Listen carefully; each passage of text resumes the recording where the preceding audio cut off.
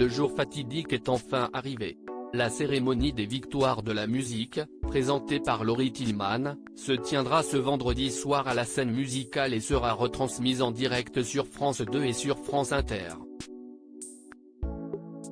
Et si les stars répondront bien entendu à l'appel en nombre, d'autres sont en passe d'en devenir les révélations.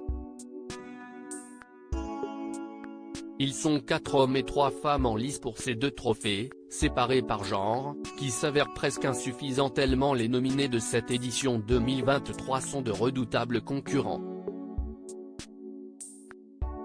Il est même difficile de déceler des favoris tant le plateau de cette année est homogène et bourré de talent. On peut notamment penser à Pierre Demar. Le jeune artiste belge a trusté les charts francophones avec son tube Un jour, je marierai un ange en 2022 et vient tout juste de dévoiler un premier album très réussi qu'il a enregistré. Nu et éméché.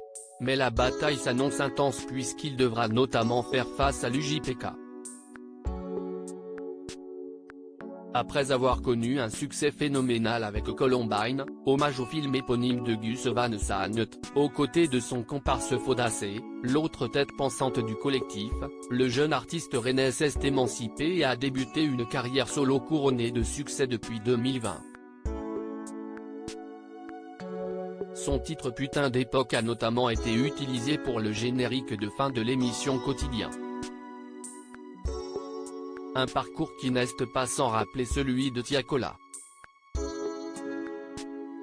Aussi bon rappeur que chanteur, il a laissé éclater son talent dès ses débuts particulièrement précoces dans le groupe Catokeuz.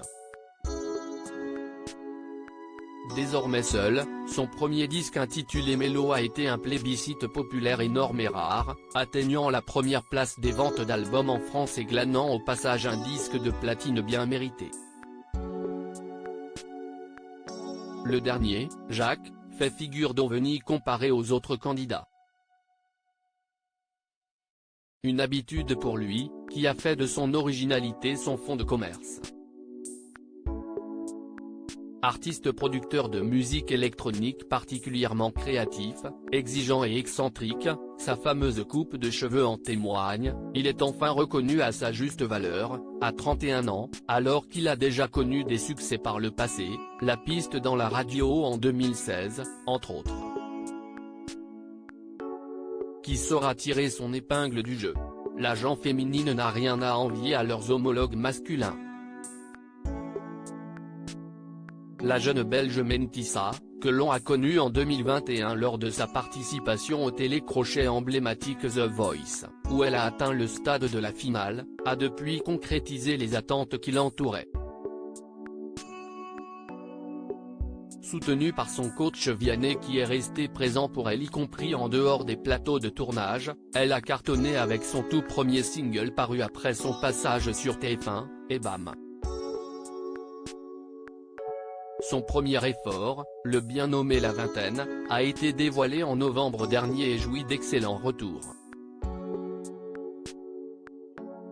Face à elle, l'auteure-compositrice-interprète Emma Peters. Musicienne particulièrement douée, notamment à la guitare, elle sait se faire repérer grâce aux nombreuses reprises populaires et inspirées qu'elle a partagées sur les différentes plateformes ces dernières années.